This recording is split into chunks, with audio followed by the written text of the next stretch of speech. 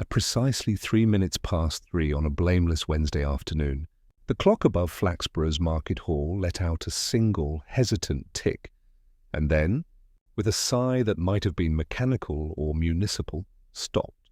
Its long black hands froze at 3:17. Below, the pigeons on the stone balustrade looked briefly puzzled, as though time had stopped for them too, and then went back to their private derangements.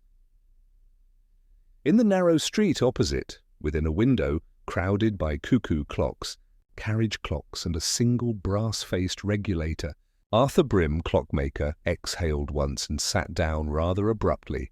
His stool squeaked, wobbled, and then held firm. Unfortunately, Mr. Brim did not.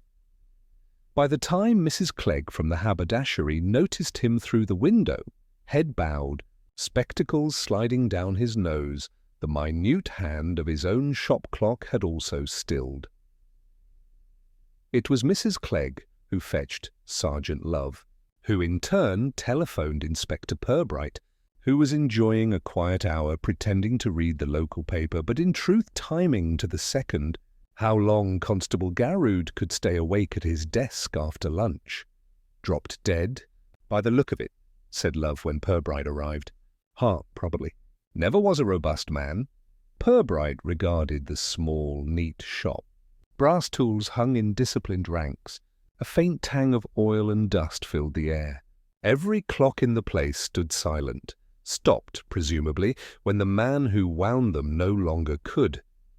Purbright bent slightly. "He looks," he said quietly, "as though he's listening to something." Love blinked. "Listening?" Some people die in protest. Others in surprise. Mr. Brim, I think, died attentively." The sergeant frowned at this philosophical offering, decided it was above his rank to interpret, and went to fetch the doctor. Flaxborough's medical officer, Dr. Hilliard, arrived 10 minutes later, perspiring gently and smelling faintly of peppermint. "Natural causes." "Old chap," he announced after a cursory examination. Heart simply stopped. Happens more often than one thinks. "Rather a tidy death, really." Purbright nodded, but did not entirely agree. He had noticed two small things. First, that the door to the workshop's back room was locked from the inside. Second, that among the array of clocks on the counter, one, a fine oak bracket clock with a glass dome, had its pendulum removed and its key missing. He said nothing about either point, but instead asked mildly, "Has anyone touched anything since Mr. Brim was found?" Mrs. Clegg, hovering in the doorway, looked affronted. "Certainly not, Inspector." "Except to draw the curtains." "He looked so exposed." "Indeed." "Death does that," Purbright murmured. "It removes privacy rather thoroughly." By late afternoon the town was already humming. Word had travelled from the Market Hall steps to the post office, detoured through the butcher's queue, and emerged, somewhat improved, in the snug of the Goat and Compasses, where it was agreed that Brim had been working on something dangerous. It was Miss Teat, the town's unofficial gazetteer of secrets, who declared that the stopped Market Hall clock was an omen she had a talent for, interpreting chance events as cosmic warnings, and had once predicted a flood because the vicar's bicycle chain had snapped. "Mark my words," she told her companions at the snug table. "The two are connected. Mr. Brim made that clock go wrong on purpose. Or perhaps," and here she leaned forward, delighted with herself, "someone else did." When Purbright returned to the station, he found Superintendent Chubb inquiring whether the case was one for the coroner or simply for the undertaker. "A sudden death," Chubb pronounced, "of an elderly tradesman in poor health. We can't make an inquest out of every faint heartbeat, Purbright." "Quite," said Purbright, in the tone of a man who agrees only to save conversation. "Yet one wonders why every clock he owned stopped at once." Chubb eyed him. "Because no one wound them, I should imagine," Purbright smiled. "Yes, that would be the simple explanation." He looked out the window toward the Market Hall, where the great clock face still stood frozen at 3:17, faintly luminous in the dusk. "Though I have a feeling, sir, that simplicity will not be Flaxborough's contribution today. At 5:30, as the town prepared for its tea and its evening murmurs, Purbright walked once more past Brim's shop. The constable on duty gave him a respectful nod. Inside, the dim interior glimmered with the brass of silent clocks. Purbright's gaze lingered on the missing pendulum, the empty key hook, and a small calendar on the wall still displaying Tuesday, though it was already Wednesday. He pocketed a thought as one might a loose coin. Time, he reflected, was not something a clockmaker ever mislaid by accident. By the following morning, the news of Arthur Brim's sudden death had swollen and reshaped itself like a sponge dropped in water. What began as poor Mr. Brim collapsing at his bench had, by breakfast, become Brim found strangled by the mainspring of a grandfather clock, and by luncheon was already a case for Scotland Yard. If you asked Mrs. Harbottle, nobody had, of course. But Mrs. Harbottle seldom required an invitation to provide an opinion. She merely needed oxygen and a listener of any species. She was at that moment giving birth to Miss Lucilla Teat, who was listening with the sort of reverent silence usually reserved for bishops and hairdressers. Cuttles involved. "Mark my words," said Mrs. Harbottle, lowering her voice to the precise level that ensures audibility at 3 tables' distance. "Council contract, market hall clock, dodgy invoices. Oh, he's been twitchier than a curtain in a draft. And Brim knew something. He must have." Miss Teat nodded, committing every word to the unwritten chronicle she carried in her head. "And the widow?" "Cold as a fish pie. Stood there yesterday telling the undertaker what kind of coffin she fancied. Oak, brass fittings, nothing cheap." You'd have thought she was ordering a new mantelpiece. "Perhaps grief affects her differently," Miss Teat offered, though without conviction. "Grief affects everybody differently," said Mrs. Harbottle, "but it rarely makes them improve their wardrobe overnight. That woman's up to something." At the police station, Sergeant Love was wrestling with a similar flood, not of gossip, but of telephone calls. Every 5 minutes brought another helpful citizen convinced that Brim's death was connected to their own suspicions: a missing dog, a late milk delivery, an odd noise from the church tower. Purbright, meanwhile, was reading through Dr. Hilliard's report, which managed the curious feat of being both brief and evasive. Cause of death: heart failure, probably induced by shock or strain.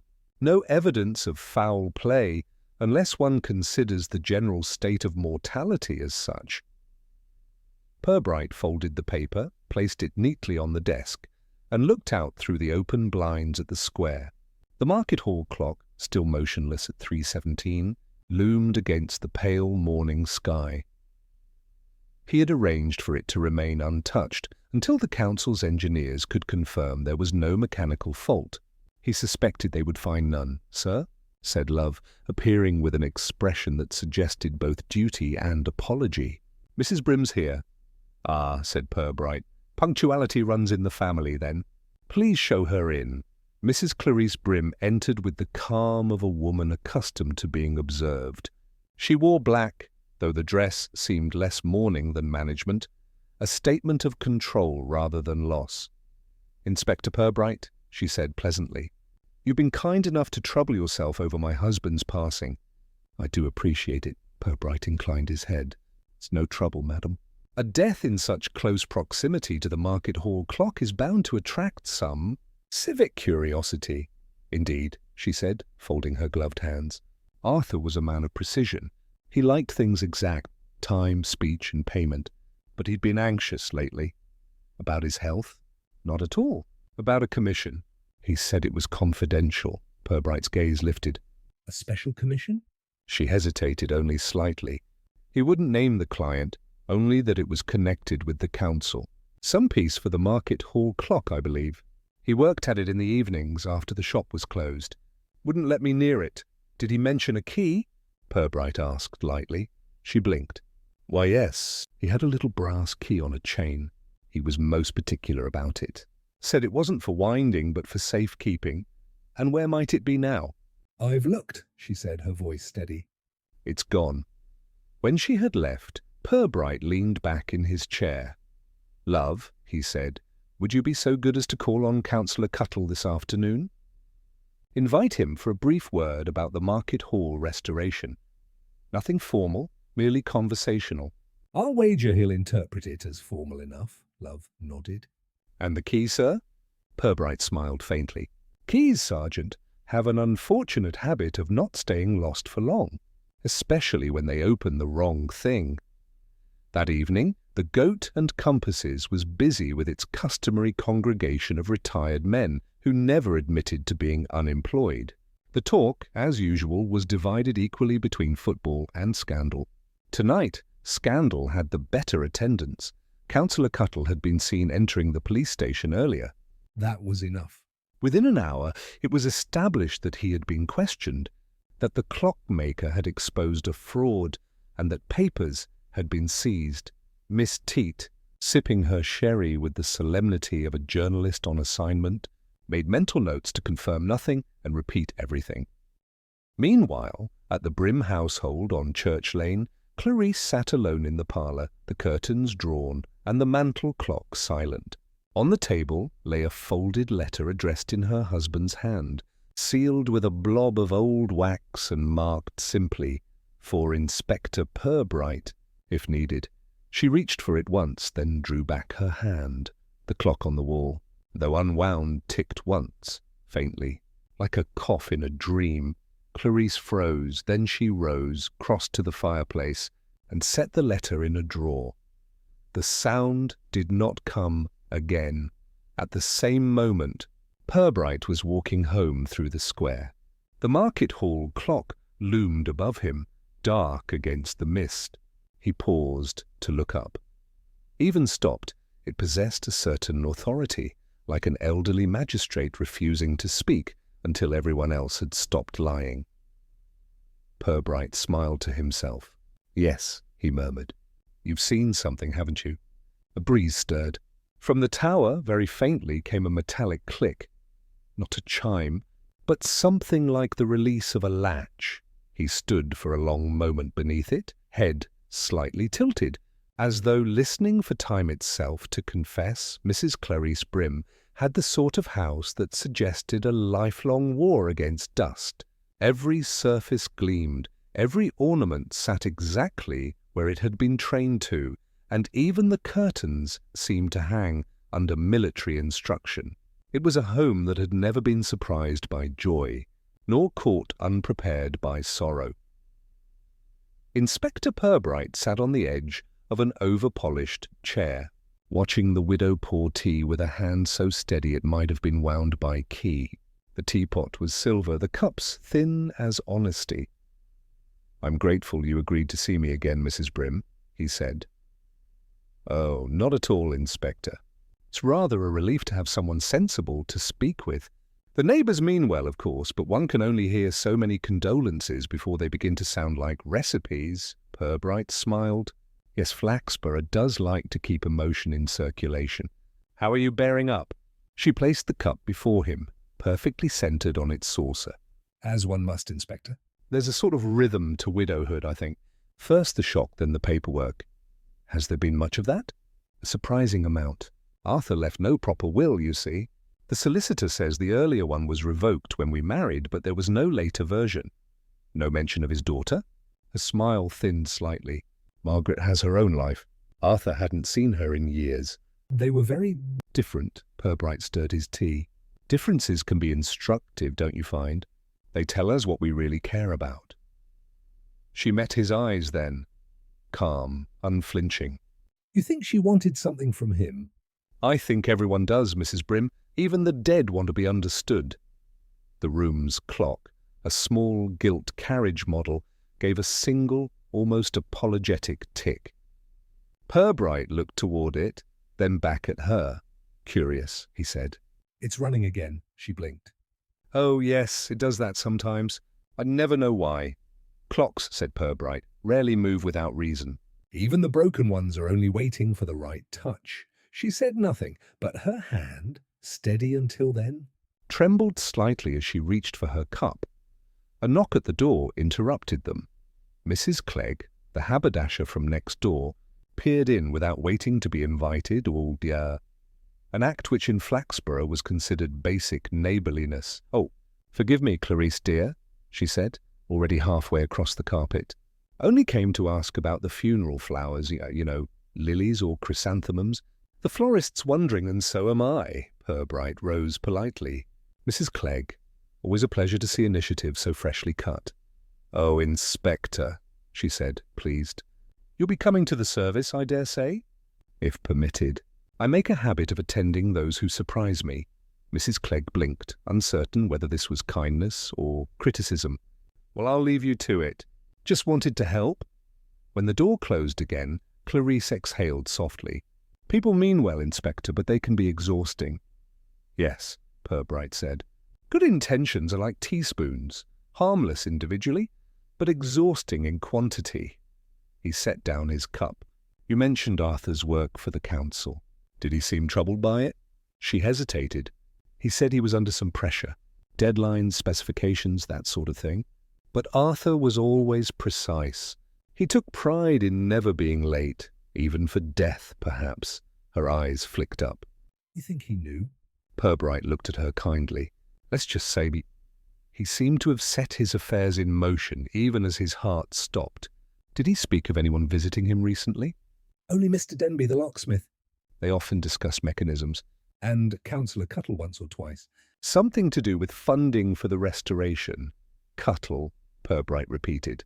"Yes, his name keeps good company." He rose then, adjusting his hat. "Thank you, Mrs. Brim. I'll trouble you no further for now." "Inspector," she said as he reached the door. "If there's anything—" "Unpleasant, you'll tell me first, won't you?" He paused. "Unpleasantness," he said gently, "rarely improves with rehearsal. But I promise, if I find the truth, I'll let it introduce itself politely." Outside, the afternoon light had thinned to a watery gold. Purbright walked toward the square, his footsteps unhurried, his thoughts ticking quietly like a pocket watch. Halfway there, he met Sergeant Love emerging from the station with his coat unbuttoned and his expression mildly winded. "Sir," Councillor Cuttle called again. "Says he's far too busy to discuss the clock, but he's happy to send a statement." "Splendid," said Purbright. "It saves us the trouble of interpreting his silences," Love frowned. "Do you think he's hiding something?" "Oh, undoubtedly." "The question, Sergeant, is whether it's shame or habit." They walked on together. Across the square, the market hall clock face glinted pale in the declining light. Still frozen at 3:17, "A minute that refused to pass." "Funny thing," said Love. "You'd think they'd have fixed it by now." Purbright looked up at it. "Oh, they will," he said, "but not before it tells us something we haven't yet heard." That night, Clarice Brim could not sleep. Somewhere in the dark house, the little carriage clock began to tick again. Not regularly, not reassuringly, but with a faint metallic stutter, as though it were remembering something it ought not to. She rose, crossed the room, and stopped it with her hand. The silence that followed seemed, somehow, louder. Flaxborough's railway buffet was not a place one visited for refreshment. Its tea could be relied upon to taste faintly of old copper, and the sandwiches possessed a geological permanence that had defeated at least one visiting bishop. But it was warm, central, and, most importantly, full of conversation. Inspector Purbright sat at the corner table beneath the railway timetable, watching the steam of his cup rise like a ghost with poor timing. To the casual eye, he was merely resting between trains. To the more perceptive, of which there were none, he was listening. On the far side of the room, Miss Lucilla Teat and Mrs. Harbottle had established themselves with the air of two women who had rented the premises by the hour, and the councillor said he was owed £300. Imagine that. Mrs. Harbottle was saying, with the relish of one describing sin in the abstract. Of course, that's public money, which means it belongs to everyone, though no one ever sees it again. Miss Teat pursed her lips. 300, you say? For restoration? There's restoration and there's renovation, and neither should cost more than 2 figures unless someone's gilding their own clock face. If you take my meaning, I do.